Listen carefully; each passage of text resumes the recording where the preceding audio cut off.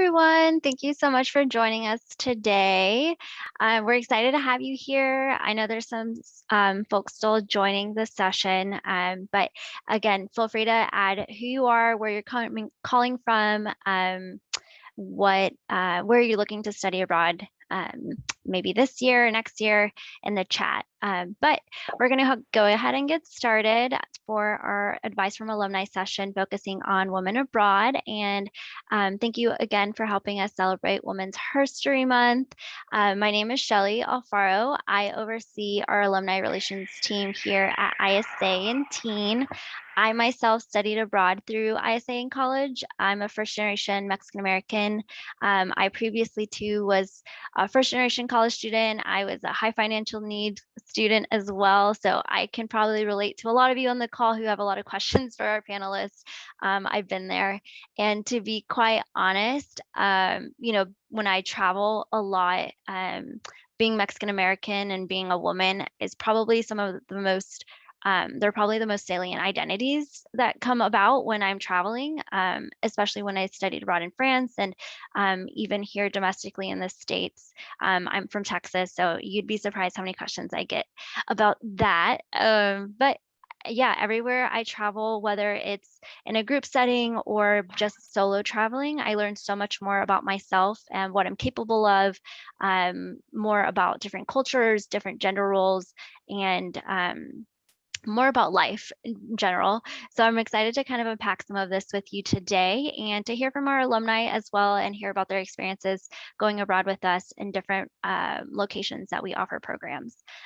In the chat too, we have an amazing ambassador and alumna, Samantha. I'll let her introduce herself there. And so if you do have any questions throughout the presentation for myself, for the panelists, for Samantha, please drop them in the chat and we'll of course lift some of those up to our alumni when we get to the panel discussion.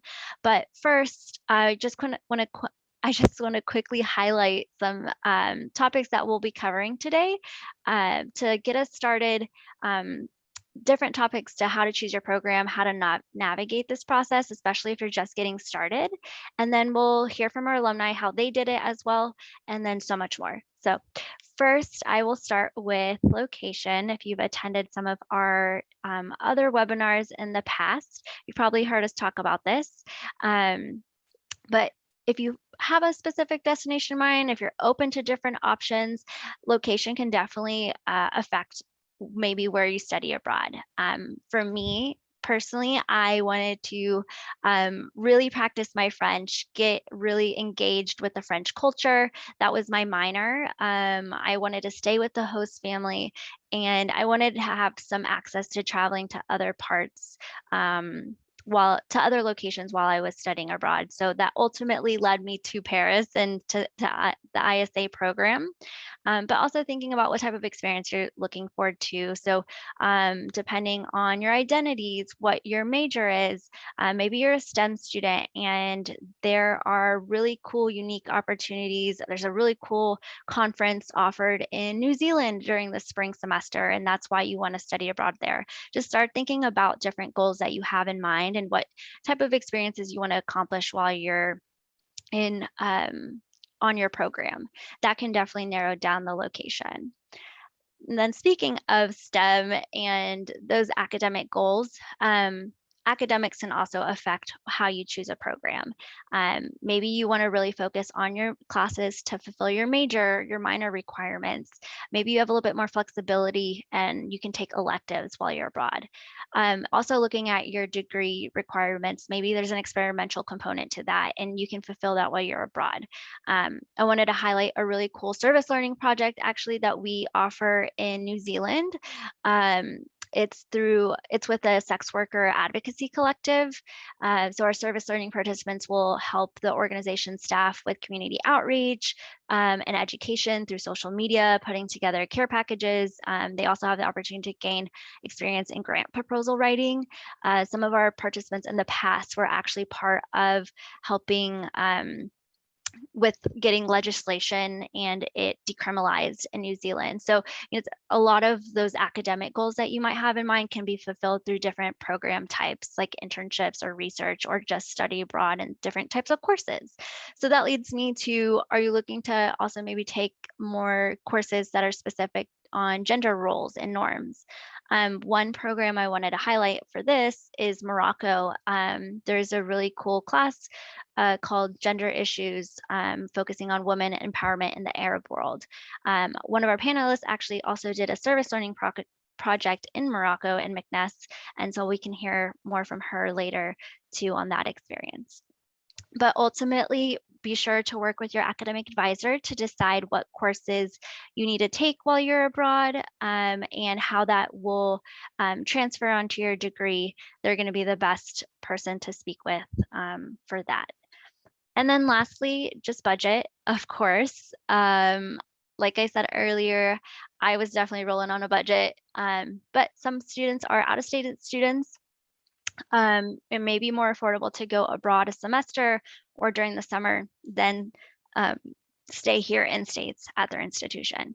If you're a student like me and already used financial aid, definitely check with your financial aid office to see what of your financial aid package can be applied towards study abroad and to your program.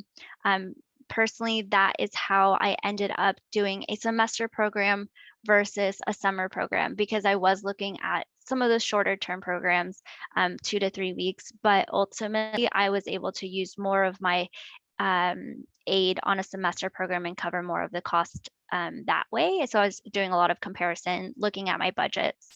And also, do you currently use scholarships? So I did have some scholarships and grants, but I was obviously looking for more.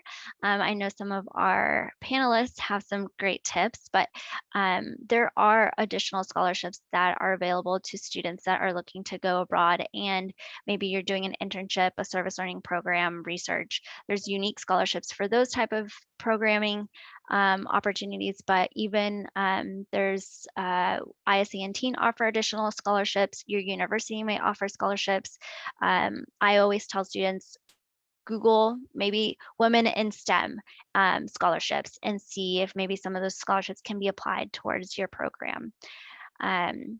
Later this month, too, we'll be hosting another advice from alumni session focusing on scholarship hacks, where our alumni will share their personal experiences with scholarship hunting and essay writing to give you a more competitive edge on your next scholarship application. And you can register through the link in the chat that will be coming up later towards the end of the month.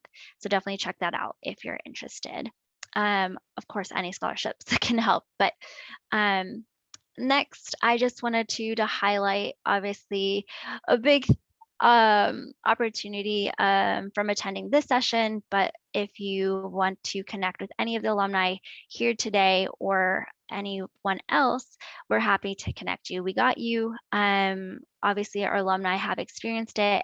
I used to chat with students all the time wanting to go to Paris. I loved sharing kind of that real advice of going abroad for the first time without my family, navigating a whole new culture and staying with the host family. So we're happy to connect you with any students based on where you want to go, or even based on similar identities that you have and are you're curious about and what that experience is like abroad. So there's a link in the chat and we can connect you with those students after the session today. And next, what we're all here for, to hear from our study abroad alumni. We have 4 amazing women here.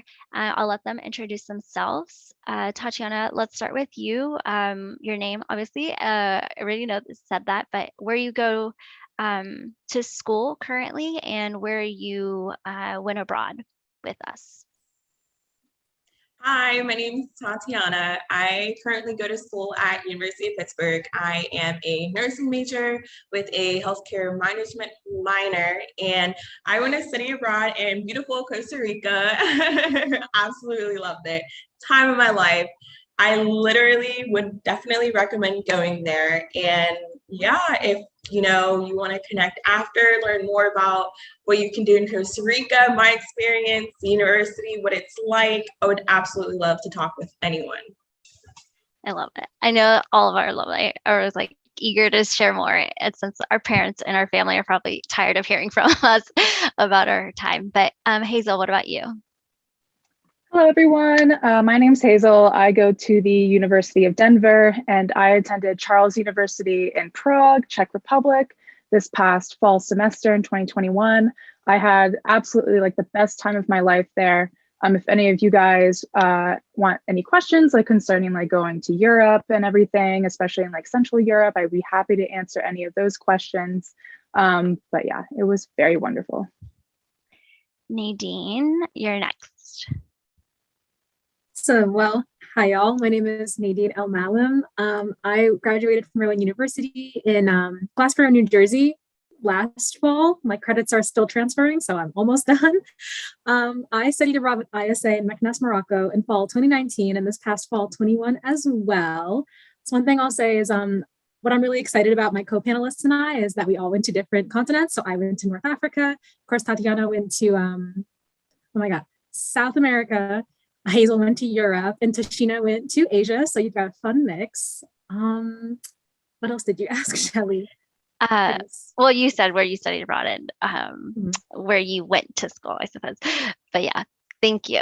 And last but not least, Tashina, I know Nadine kind of teased it, but do you mind sharing a little bit more where you go to school currently and where you went to abroad? Hello, I'm Tashina, and I am currently going to University of Alaska, and I went to South Korea in fall 2021 in Seoul. Amazing. I'm so excited, and I'm really glad you brought that up, Nadine. Obviously, our panelists have so many different perspectives from who they are, but also to where they got to study abroad and travel to. So quickly, with a raise of hands from our panelists, raise your hand if you are a first generation student, a college student. No, Nadine. Yes. Okay. Tatiana and Tashina. Was it also raise your hand if it was your first time traveling abroad outside of the US? Years. Okay, cool, Tatiana. How about Nadine? Let's start with you. Were you nervous about going abroad, and did you have any issues convincing your parents? Absolutely. So it was technically not my first time traveling out of the US. My parents are immigrants from Morocco, so I'd been when I was very little. But of course, with your family and being 5 years old, you don't really do a lot of like cultural exploration.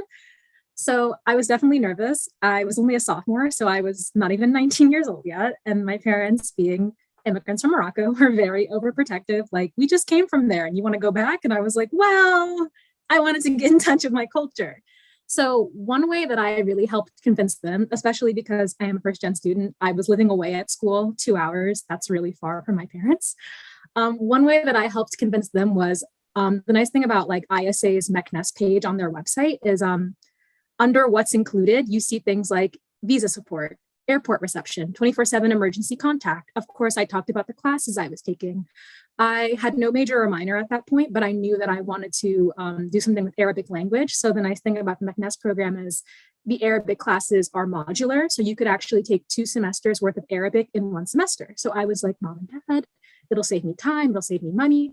I'm going to be safe. There's all of these resources, like I'm going to be looked after. So kind of like the cushioning of course, the support that is very real. Like I had all of that support and it really was helpful, but just highlighting the support as well as kind of the academic benefits kind of helped me sell them on it. So that's how I kind of navigated that.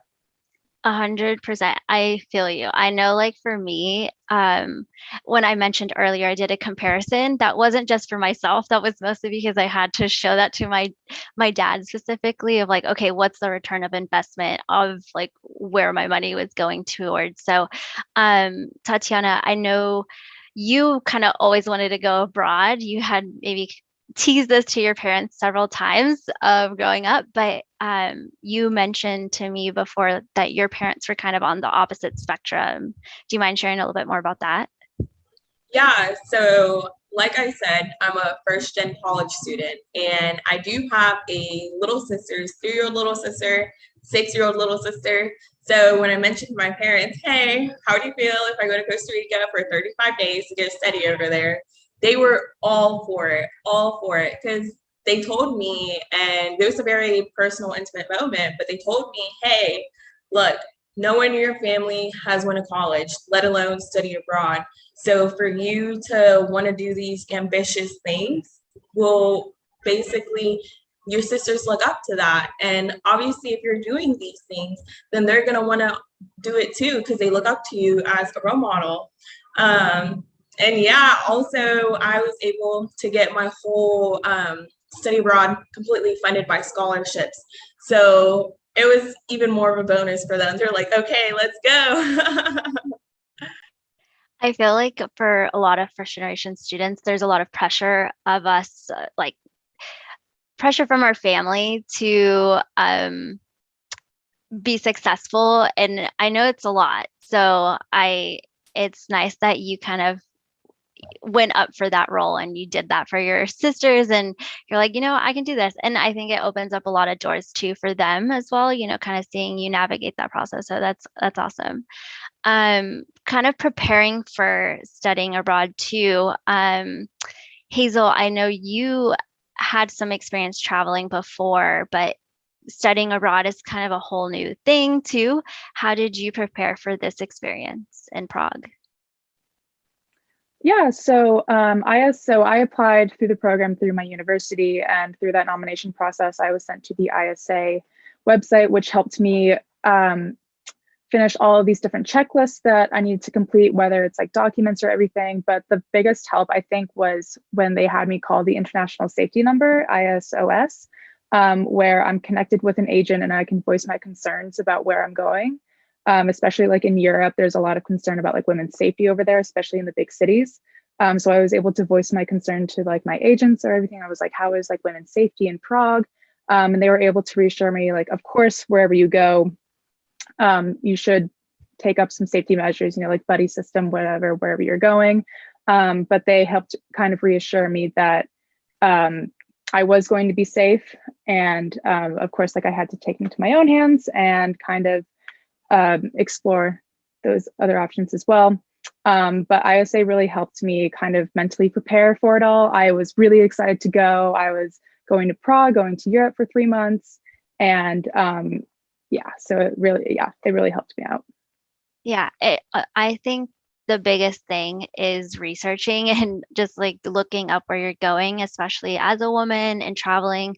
I have traveled to Mexico many times growing up with my family, but I was always with my family and I had that support system there. This is my first experience going somewhere by myself, and I was so anxious.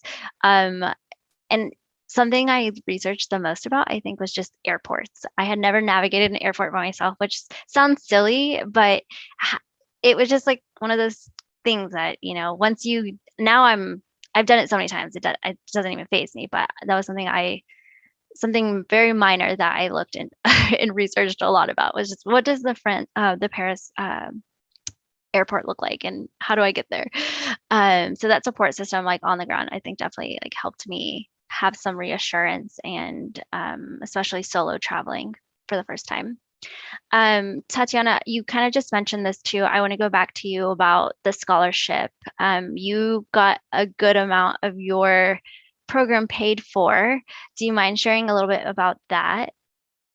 Yeah, so I applied to the scholarship called the Byra Hines Scholarship for Women in Global Leadership, and best decision ever. They pick 3 people in each university in Pennsylvania, Western Pennsylvania, and they basically give you a minimum amount of $5,000. For me, $5,000 covered my whole tuition. It was just airfare, but then I got another scholarship for airfare too.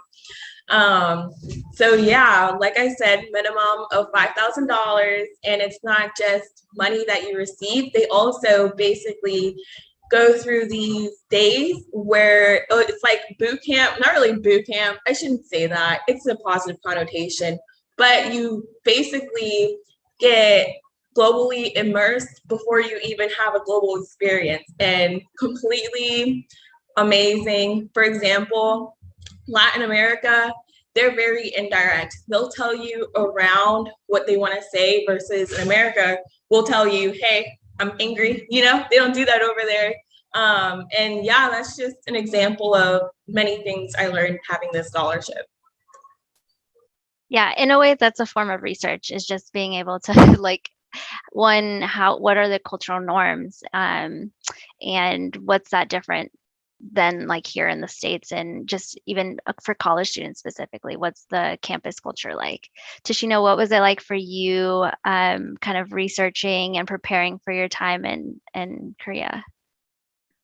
So I'm a big K-drama fan, so that kind of prepared me on like some Korean, but at the same time, I have a Korean friend that was born and raised here in Alaska, and she like informed me that it's gonna be a lot different than where I grew up. So I did a lot of like Google search on what to expect and what I need to bring, and if like clothes wise, I was not prepared on the amount of clothes I was supposed to bring, because since I am a little bit more on the curvy side, it was harder to find clothes in my size range in Korea. But there's like probably like 2-3 shops that I found that was a decent size and prices. So it was a lot of research I had to do.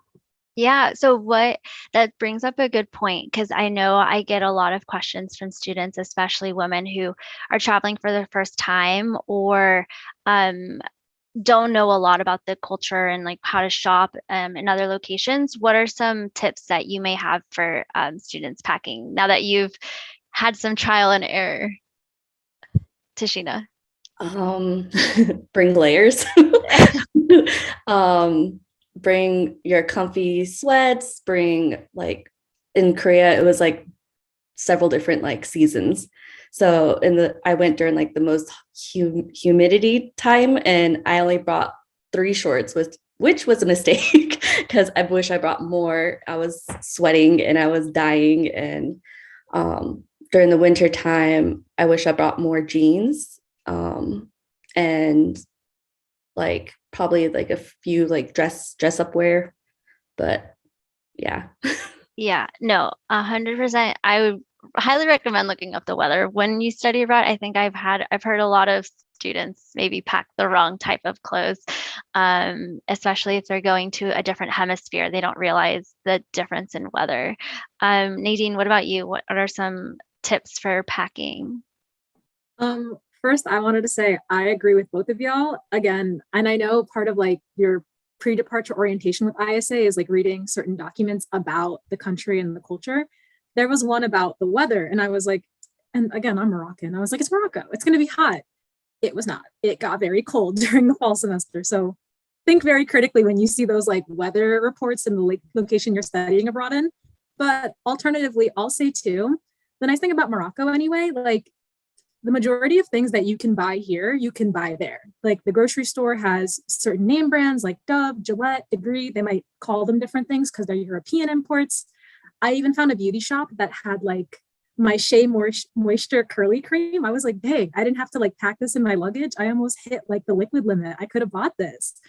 Otherwise, too, you can buy clothes there. You can buy dresses, you can buy shoes, you can buy coats. I bought my favorite coat from there because, again, did not think it was going to get cold. I was terribly wrong. As well as, too, like certain, I know in some of the ISA guides, or the ISA guide from Morocco, they mentioned that like certain menstrual products are not accessible in Morocco. I disagree. Everything you could ever want is there, whether that's beauty products, clothes, etc. So all that is to say, be mindful when you pack. Of course, bring your favorite things. Don't bring things that if you lost it, you'd be heartbroken. So like not your grandma's like memorable watch, but don't overpack because a lot of things you can buy there most of the time. Yeah, that's a good point. Not just researching clothes, but looking at other products like beauty products, health products, maybe medications. It's always important to do that research ahead of time too. Hazel, I know a lot of our students are looking to go to Europe. Do you have some recommendations for those students? Of course. So every European country will be different. But I found that I was able to access a lot of my toiletries if you want to save space in your suitcase or whatever, I highly recommend bringing like a microfiber kind of towel instead of like those big bushy towels, although you can purchase them in Europe and Czech Republic where I went to. But if you want to save money, they're a good alternative. I found where like every single like little shop you go into, there's like makeup removers, there's also makeup, there's lotions, there's shampoos, conditioners, there's pads, tampons, whatever you could find. So I didn't have that much trouble if I ran out of something, going out and going to find it again. And they're relatively cheap as well, depending on which European country you go to. In Prague, they were super cheap. They have a lot of American products as well, like Garnier, Neutrogena, and what have you. Yeah, that's a good point. And something too, I would say just in terms of packing as well, for students who are more sustainably conscious too, there's a lot of thrift stores. It's a great way to engage with the local shops and try to practice your language if you're in a different language speaking location other than English. So I studied in Paris. Thrifting is big there, and I definitely forgot to pack a coat as well. So I definitely had to do that as well. Kind of switching it up to Tatiana kind of mentioned this earlier, but regardless of like where you end up traveling, you notice some different cultural norms. You did some research on that too, and there's different social cues, different social roles. What were some of the differences that you noticed when you were in Costa Rica? Yeah, so like I said earlier, Costa Rica, they're very indirect. They definitely use different Spanish terminology. For me, I'm a native Spanish speaker. So, and I'm from Nicaragua and El Salvador. So over there, it's crazy because even though it's all in Central America, they still use different words, and definitely takes some getting used to in the cues of being very indirect. I'm a very direct person. I was raised, in the United States. So I do come from Central America, but I'm very direct. So definitely that was one thing that I wasn't used to. The language, there's some word differences. And yeah, I mean, also the teaching styles too. When I was going to school over there, they don't have, for me at least, in the University of the Veritas, there wasn't any exams. It was all based on attendance and being social with the professor, engaging into what they were saying. And yeah, it was a really great time. Lots of differences. And these are just few of many. Yes, engaging in class discussion was a huge part of my classes too.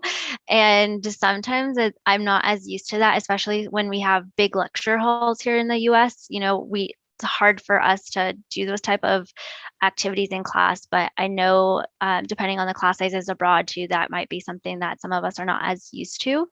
Let's go back to Tashina. What were some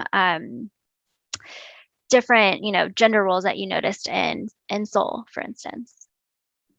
So I've noticed that they kind of like put men on like a pedestal, like you have to respect them the most.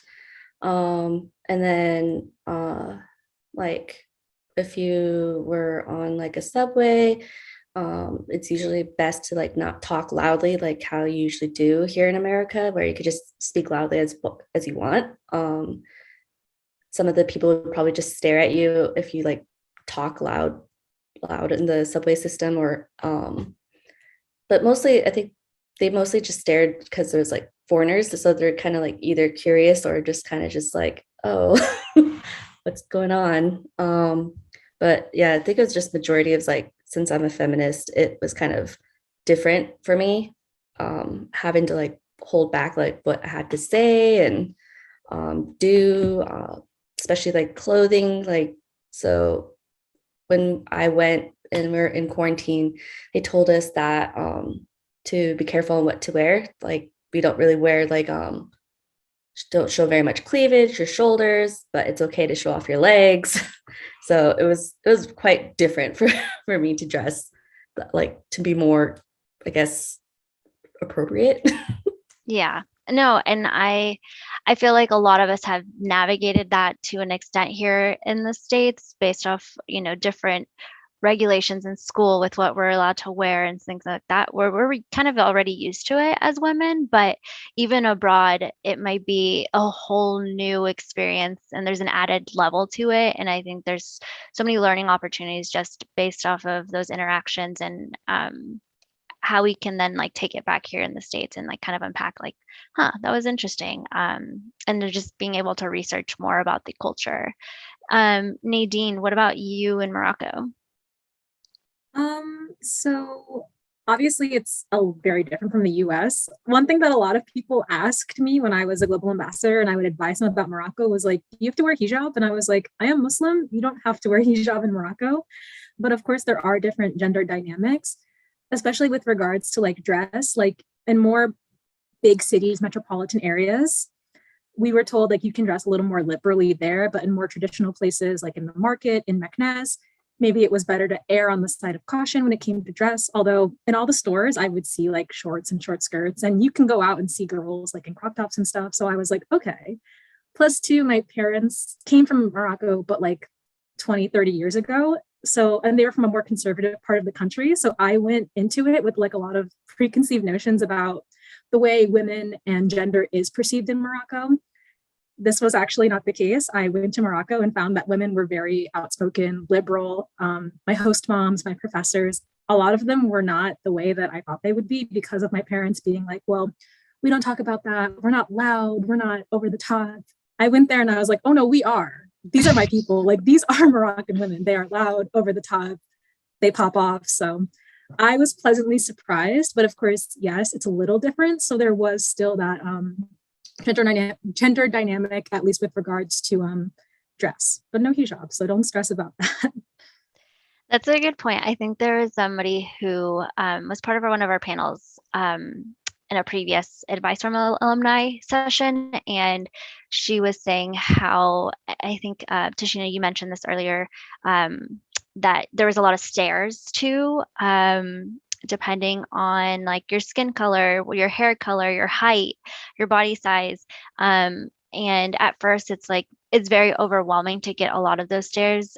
Again, some of us are maybe more used to it here in the States, depending where we live, with like catcalling and things like that. But in other ways, it's kind of more of like the cultural differences. They notice that you're a foreigner and they're just curious and kind of going at it with like that type of mentality, especially you, Nadine, kind of being more of a heritage seeking student going to a location where your family's from. It's like being curious about a lot of those experiences so that you don't have like those preconceived notions of what that culture is or what type of like gender norms are. Hazel, I know a lot of Americans travel to Europe. I mentioned this to a student before, like, if you go to Italy, for instance, the Vatican, you can't wear short shorts. And that's something that we're used to. But are there other stereotypes that you noticed about how maybe Europeans or people in Czech Republic had about Americans? Did you notice that from the locals when you were traveling? So I was actually surprised. So I was concerned to say that I was American, like there's all these stereotypes about Americans and everything. But every time that I mentioned I was from America, I would always get really positive reactions. They were all like, oh, America, that's so fantastic. Do you like know that? Da, da, da, da, da. And do all of that fun stuff. But definitely the stereotype of us being loud and overly friendly is a real thing. I was told by our ISA abroad staff that a lot of times when you go sit in restaurants and bars and whatnot, that the waiters will not wait around and like make conversation with you and like have like a friendly like rapport, because they also don't work off of tips and everything. So it's like a career for them. And so a lot of times I saw that the Czech people would be kind of cold, even though they're just being super professional. And I remember walking down the street one time and with my American friends, and we were all just like smiling and stuff. And how Americans maybe nod their head to strangers walking on the street. And this one person said, "Why are you smiling? What it like, like asked me all those questions. And I was like, oh, I don't know. It just because of where I'm from. But I also remember one time sitting into a restaurant, we had said hello and check and greeted them, and they sat us down and told us, we don't want any talk of American football in here, or if you're too loud and rowdy, we will ask you to leave. And so it's also just being respectful of that culture. Being American, there will be some differences, but it's all about respect. And they'll, yeah. Yeah, in a way, it's just like you end up kind of being an ambassador for Americans, and it's really interesting to kind of navigate that dynamic too, since they have also preconceived notions of who we are as Americans. And so I kind of want to switch it back to your experience on the site, to Tatiana and Nadine. You both had, I know that you both worked with different women organizations while you were abroad. Tatiana, I'll start with you. I know that you worked with an organization that aided legal sex workers in Costa Rica. Can you tell us more about some of the work that you did with the organization to aid women and the trans community there? Yeah, so I was able to, like you said, be able to work with this organization, help out some workers who at the middle of the night, you know, we would go give them coffee, we give them cookies. And this organization is more for Christians. So I'm a Christian, and it was more just missionary work. So like I said, we'll give them coffee, we'll give them cookies, and then we'll ask them, hey, like, small talk, have a conversation with them and see, hey, do you have anything going on? Like, is there anything like that we can pray for you about? You know, if you want to, if not, it's cool. We just want to talk with you, you know? And you could just see in their faces, like, how grateful that they were to actually have a conversation, because in Latin America, it's probably, yeah, like one of the worst countries to, you know, be gay, lesbian, let alone trans, just because they're so homophobic there. Like, even you know, it's sad, but even, you know, some of my family members are super homophobic, more of the older generations. But I couldn't even imagine, you know, living in Costa Rica and being a trans person. It's really heartbreaking, but, you know, just that little communication that we're able to have, and, you know, making them feel like loved. You could just tell in their faces that, you know, it's really hard for them, and they have such disparities that, you know, doing little acts of services like that, it goes a long way. 100%. And I think I understand like kind of where you're coming from too, because like I mentioned before, I'm Mexican American. Machismo culture is real, and so it's interesting navigating that as a woman studying abroad, probably in a Latin American country, but then added this layer of serving the community too, especially kind of exploring your faith as well. Nadine, do you mind sharing too a little bit more about the organization you worked with and some of the goals that you had in opting to do a service learning program? And you know, also I'm curious, like, did you get lonely? I know that you had family there, but still like kind of navigating your culture in a new way. What was that like?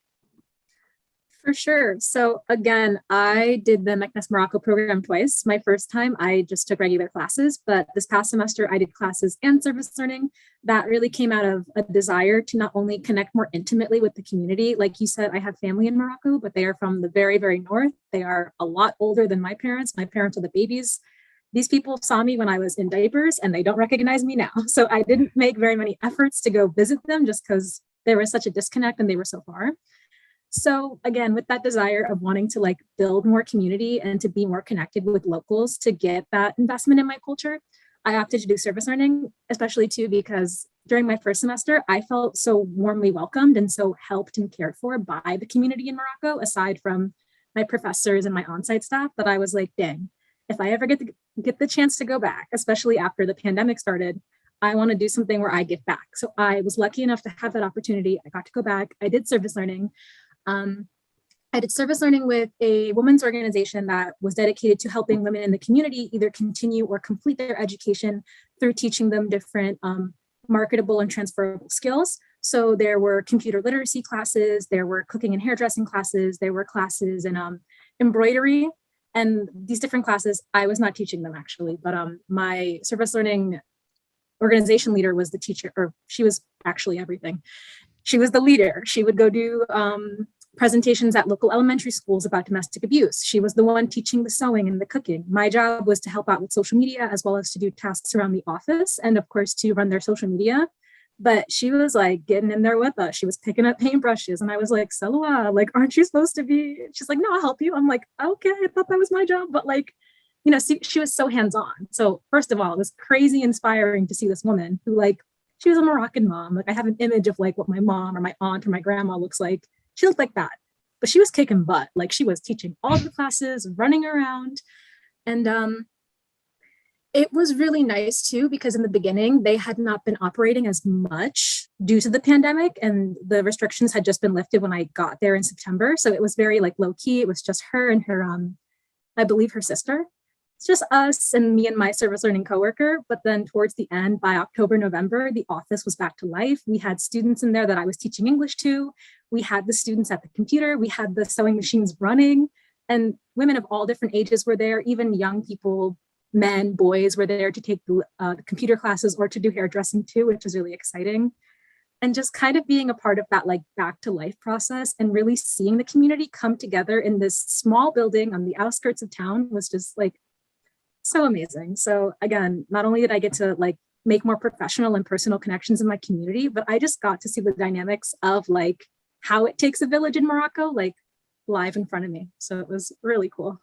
Yeah, I love that. And, you know, so for instance, I majored in international relations, and one of my big professional goals I wanted to do after I graduated was maybe do the Peace Corps or work in nonprofit.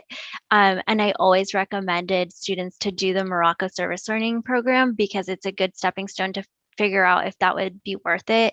And I think even to kind of talking about first generation students, like me doing Peace Corps, I feel like my parents probably would have been like, oh gosh, you're now going to go away for 2 years and doing this in another country. But I feel like that would have probably given me a little bit more leverage navigating those conversations with my parents in the future. But I kind of want to go to Tashina and just ask you about navigating that first couple weeks when you got there. I know a lot of students always ask, like, how'd you make friends? Was it lonely? Like, how did you cope and with the culture shock and navigating those first couple weeks when you got on the ground?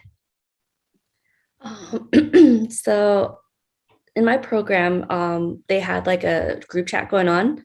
So that kind of helped to connect with people to like plan things to do once we were outside of quarantine. The first few weeks, I was kind of homesick. I was missing my family. I was missing my friends.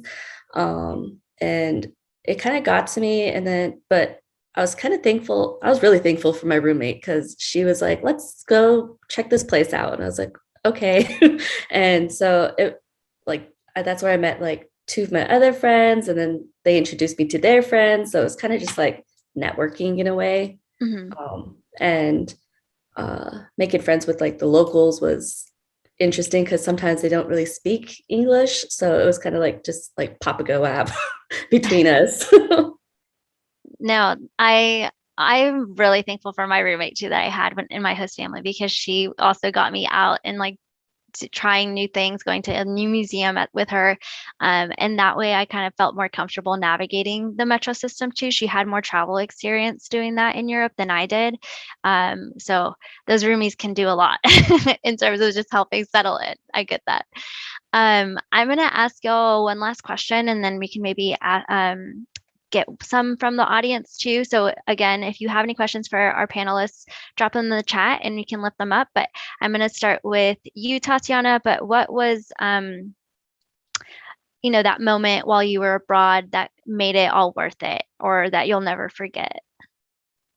Oh, what a great question. For me, that moment was going to a museum, and it was a museum about Indigenous people and how they live. And it was a huge museum, probably like 4 floors, and it was all underground. Super cool, super cool. So I remember walking through the museum and thinking, wow, it's crazy how colonization can really wipe away a whole memory. And I literally was walking through that museum and I just really felt connected to my roots. Like I said, I'm from Central America. So going through this museum, seeing how they used to do healings, how they used to cook, what they believed. And I just remember feeling like left out. Like it would be so cool to still be in touch with those indigenous roots, and I'm just not at all. And that was probably my wow moment of the whole trip. Wow. I mean, wow, I totally understand that kind of feeling. And it's interesting navigating that too. Hazel, what about you? Well, I just had such a good time, and I got to do a lot over the 3 months that I was there. But probably my last day in Prague, the day before I left, it was a gorgeous bluebird day, and my roommates and I wanted to take one last walk throughout the city. We went to Old Town Square, we went to the castle, we got to walk along the Charles Bridge and just kind of take it all in and just reflect on my time there and how thankful I was. Being able to travel, being able to navigate who I was as a person and how much I had grown since when I first got off the plane in the Czech Republic. But just the beauty of just going out into the world and to Europe and just seeing all these new places and experiencing different cultures that we would never get in America, and just meeting so many cool and new people as well. I love that.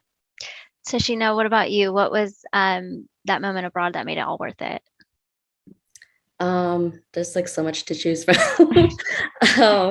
I think it kind of just like hit me like when I was on the subway station with friends and we're like coming back and it was like sun setting, and there's this one part where you could go over the Han River and it was just like a gorgeous sight. And I was like, wow, I'm really here. And it made me like really thankful to like take that big leap of like doing something like this crazy, like leaving the States, leaving my comfort zone, being in a place where English is not the first language. So that was that moment where I was like, wow, I really enjoyed this. I love that. I love that for you. I had a very similar moment on a bus in Morocco, actually, on one of my ISA excursions. But Nadine, what was your moment abroad that made it all worth it, that you'll never forget in Morocco? There's so many to choose from. And again, it's because I went twice. Excuse me. But I'll think of like one that I always talk about, because for me, becoming friends with the locals meant so much to me. Because I didn't think that I would. And I was like, oh no, what if they think I'm like weird or like fake Moroccan or whatever? But these guys, like, we're still friends. Like, I'm obsessed with these people. They are my besties, even though we are oceans away. So I think my favorite memory would be one time they like came over our apartment, and I had 2 really great roommates that I still keep up with. They're excited for me to move to Austin because I'll be a little closer to them then. We had our friends over, we played like poker and we used candy as chips. We busted out the speaker. We like listened to like traditional Moroccan music. We made popcorn. We went to the roof at like 3 a.m. and like looked at the stars. And I was just kind of like, wow. Like at first, I didn't think I was going to enjoy my experience abroad because I was feeling really introverted and not really like exploratory. But I was like, not only am I here and I have this apartment and these roommates and this is just my life right now, but we're having a lot of crazy, wicked fun and making all these ridiculous memories. And we still have these pictures of us like lying on the roof looking at stars. And the roofs are flat in Morocco. So I promise we weren't like going to fall off this apartment building. So just like the way that I got to connect with these people that I did not know exist, and that we connected so deeply, so quickly over like candy and popcorn and like stars. I'll never forget those people because they made the memories for me. And they're the reason why I came back. But I'll just never forget that night because we were really just being crazy. The people can really make the place just so much more than what it is. Or maybe in Tashina's case, it was just the sunset, the stars, and the subway. But we did get a question from the audience, Jasmine. So I wanted to let one of you share some advice. She had asked questions about flight discounts, or where did you find them, or how useful was it paying for flights, or do you have any how to book flights advice too? I know Student Universe, I had never done that before, and that's what I use. But Hazel, go ahead. Yeah, so I also use Student Universe as well. It's a great website for students. You just have to prove that you are one, and you get great discounts. I remember, I think I booked my like one-way flight, and on Google Flights it was like $1,300, but on Student Universe it was like $800, which was crazy. And so that's a really good resource. And I know that there's a lot of other great websites as well that can be researched just in terms for students, and also look at the scholarships available with your schools and everything. I know they offer, at least for mine at the University of Denver, offers great scholarships for students, and being able to pay for your flights as well.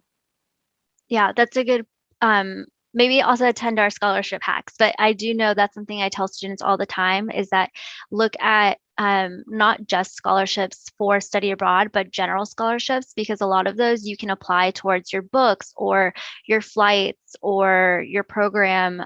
So that's always something to consider. Anybody else have any flight advice? One thing I'll say, because again, it was my first time traveling. So I was like, how do I get from New York to Morocco? Like, how do I do that alone? One really nice thing again about the IS-18 programs are there's airport reception. So they will literally spell it out for you. Like, okay, you need to book a flight to this airport. You will arrive between 12 and 4 or whatever it is. And you can actually tell your Student Universe agent this, like, hi, I'm hoping to end up at the Mohammed V Airport. I need to be there before 4:30. They will hook you up with that flight, and then you will find that person like standing there with like a giant ISA sign.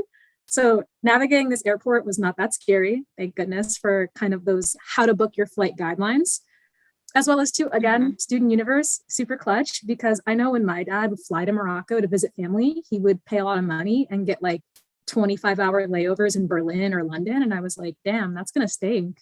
But Student Universe got me like an hour layover in Paris. So they just have the best flights for the best price. Cannot recommend it enough. Yes, I will say my parents still use travel agents before I was like while I was studying abroad. So ordering or buying tickets online was such a new concept when I was studying abroad. And I did so much research just on like the flights. And I did have that same guide that Nadine is referencing about how to book your flights. And that's how I ended up with Student Universe. And I still use that later in college too, just flying to Mexico to visit family during the holidays. So I do recommend that website. Is there any other questions from the audience? I know we're kind of close on time. Maybe I'll have Tatiana give one last tip for the audience members or anybody. Let's see. Okay. Is there any questions? No, I haven't got anything. Okay. My tip is to be open-minded. Open-minded about everything. I know, at times we might have anxiety, try to start planning things out, get a little frantic. Just be open-minded. Everything will come together. You'll have an experience of a lifetime, and I promise you won't regret it. Just be open-minded. Let's go down the road. And then one last tip for women travelers, solo traveling, or anybody going abroad. Let's go with Hazel. Oh, sorry, you're still thinking. Let's go with Tashina. I would probably say just like what Tatiana said was like, just be open-minded. Just get out of your head. Like if you're like, I was an introvert and I was terrified. I was like, oh my God, I have to actually make friends. I have to talk to people I'm so awkward with, but it really like being in a new place and stuff is just kind of like, wow, okay, maybe I should step outside of my comfort box and just go for it. And that was probably like my biggest like accomplishment, was just like not being so quiet and like introverted, and I made some great friends. So Well, I'm proud of you, Tashina. It does take a lot to just make new friends. I get that. And trust me, I am awkward as well. Nadine has known this from some of our conversations, but I embrace being weird and whatever. And I've made cool friends by being weird, so it's fine. Hazel, what about you?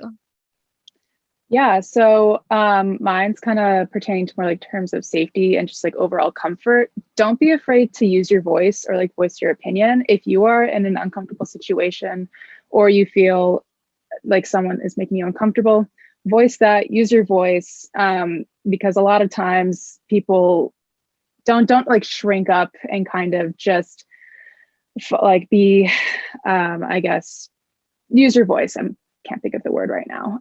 But if you're in a situation, like your feelings are valid, your opinions are valid as well. Don't, even if you're like an international student from America, and sometimes people in Europe and abroad try to take advantage of you at times, and you think something's not right, call them out on it, because a lot of the times your gut feeling is right. So yeah, also trust your gut. Yeah, that's a good one. Confidence is key and trusting your intuition for sure. Nadine, what about you before we wrap up? So it's actually a combo of both y'all's advice. Of course, first and foremost, if you catch a weird vibe, do not like silence your intuition. I feel like we're very often taught that like our intuition is wrong or that we should just like brush it off. Never silence your intuition. Again, if you feel some type of way, you can always leave. That is fine. But kind of to mirror that as well is be more of a yes person. There were so many things that I did abroad where I was like, oh, dude, I can't go surfing. I can't, go into the ocean on this boat with you guys. This was an excursion, not just us renting a boat. That's not a good idea. But things like that. And my program staff or my friends would be like, why not? Why can't you go surfing? Why can't you come to this birthday party with us? Why can't you? So, of course, again, catch a vibe, trust your intuition. But excuse me, be more open to saying yes to stuff, because all of those things where you're like, dude, I cannot do that. I am not this enough. You are enough. And those are like the best experiences I've had: the surfing, the boat rides, the birthday parties. So be a yes person. But of course, again, always trust your gut. Well, thank you, all four of you. I loved hearing all of your stories. Y'all have really now I got the travel bug all over again. I'm like excited to go. Like I said before, I've learned so much more about myself and about different people when I'm traveling. So I love all of the things that you had to share today. I really appreciate it for spending your time with us. Again, for those that are joining us, if you would like to get connected with our panelists, I know Melissa shared the link for connecting with our alumni. You can check out our blogs on our websites, on Teen and ISA websites, and you can hear more from all of our students that have participated in our programs. They share a lot of really great advice traveling, depending on where you're going, who you are, things like that. So that we'll leave you with that. And yeah, best of luck as you're applying on these programs and going abroad with us.